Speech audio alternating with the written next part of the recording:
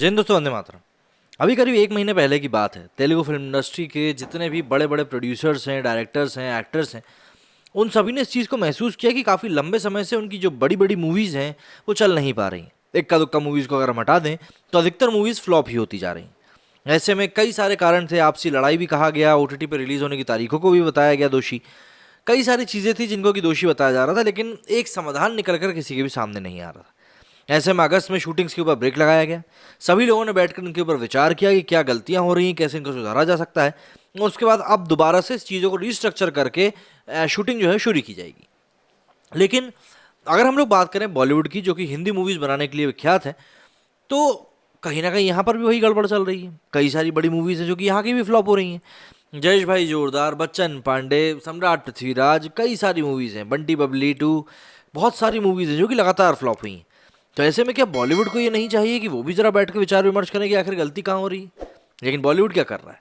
बॉलीवुड वाले तो ये कह रहे हैं कि भैया दर्शकों को समझना पड़ेगा, बॉलीवुड को एकजुट होना पड़ेगा दर्शकों के खिलाफ। मतलब इस तरह की बातें चल रही हैं। तो ऑल इन ऑल अगर हम देखें तो कहीं गलती की अगर हम बात करें, ये गलती कहाँ से हो रही है, कहाँ से इस चीज़ को लेकर कहीं से कोई लीक निकल रही है कि भाई क्या हो सकता है, क्या नहीं हो सकता है, तो जो बातें निकल कर सामने आती हैं वो वाकई में चौंकाने वाली हैं। लेकिन हाँ, एक बात हम ये ज़रूर कह सकते हैं कि बॉलीवुड के फेल होने के पीछे कहीं ना कहीं सिर्फ बॉलीवुड का ही हाथ है। बॉलीवुड की इस समय ऐसी कंडीशन है जो किसी भी दूसरी इंडस्ट्री की नहीं है। लगातार एक के बाद एक फिल्में फ्लॉप हो रही हैं, चाहे अच्छे बजट की फिल्में हों या फिर कम बजट की। कोई भी फिल्म साउथ की फिल्मों के आगे टिक नहीं रही है। यहाँ तक कि नए साउथ के एक्टर निखिल सिद्धार्थ की हाल ही में रिलीज हुई फिल्म कार्तिकेय 2 भी बॉक्स ऑफिस पर धमाल मचा रही है, जबकि आमिर खान की लाल सिंह चड्ढा और अक्षय कुमार की फिल्म रक्षाबंधन की हालत खस्ता है। और ऐसा क्यों हो रहा है, इस पर बीते कुछ दिनों में बॉलीवुड के अभिनेता और डायरेक्टर्स ने ही बताया था। दरअसल निखिल सिद्धार्थ की फिल्म कार्तिकेय 2 के 157 शोज शनिवार को चले और रविवार को ये बढ़कर 245 हो गए, जबकि सोमवार को ये आंकड़ा 274 तक पहुंच गया। और इस फिल्म के हिंदी वर्जन ने शनिवार को 7 लाख, रविवार को 28 लाख और सोमवार को करीब 1.25 करोड़ रुपए की कमाई कर डाली।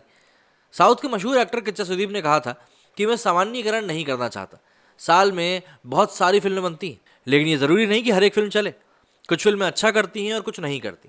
तो इसका मतलब ये नहीं है कि हम नया नॉर्म स्थापित करते हैं और कहते हैं कि कुछ हावी है।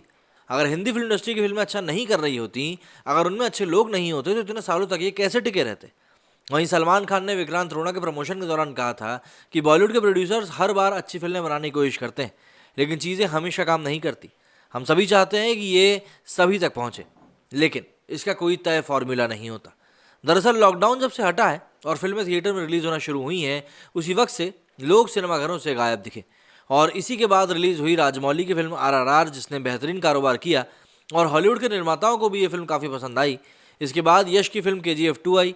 ये फिल्म भी लोगों को काफ़ी बड़ी हिट लगी और फिर लोगों को फिर से एक बार सोचने में मजबूर कर दिया कि यार बॉलीवुड की फिल्में ही आखिर क्यों नहीं चल रही। देखिए, साउथ के पास ऐसा क्या है जो बॉलीवुड के पास नहीं है? ट्रेड एनालिस्ट ने एक लीडिंग ऑनलाइन वेबसाइट को जानकारी देते हुए कहा कि मैं तो कहूँगा कि अब मसाला फिल्में बनाना ज़्यादा मुश्किल हो चुका है।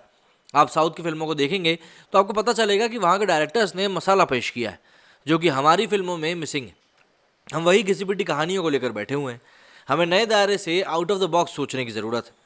आमिर खान की फिल्म लाल सिंह चड्ढा की हालत क्या हुई बॉक्स ऑफिस पर, ये बात किसी से छिपी हुई नहीं है। लेकिन बावजूद इसके आमिर को लगता है कि अगर ऑडियंस को पसंद आएगी कोई फिल्म तो बिल्कुल चलेगी।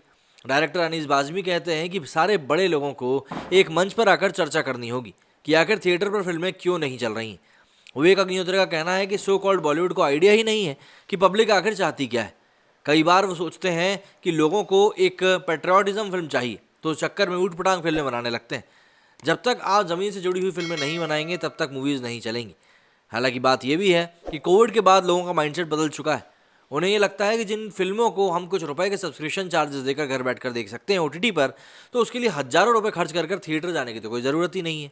तो ऑब्वियस ही बात है, कहीं ना कहीं ये बातें जो हैं ट्रेंड बदलने में या ट्रेंड सेट करने में तो हेल्प करती हैं। और फिर पब्लिक डेढ़ शानी होती है। कस्टमर कहीं का भी वो बहुत ज़्यादा तेज़ होता है। तो ऐसे में समझने वाली बात यह है कि बॉलीवुड अगर अपने आप को रिस्ट्रक्चर आज की डेट में नहीं करता है, तो आने वाला समय भी उसके लिए कुछ ऐसा ही जाएगा। मेरे स्टूडियो फिलहाल इतना ही। जय हिंद, जय भारत।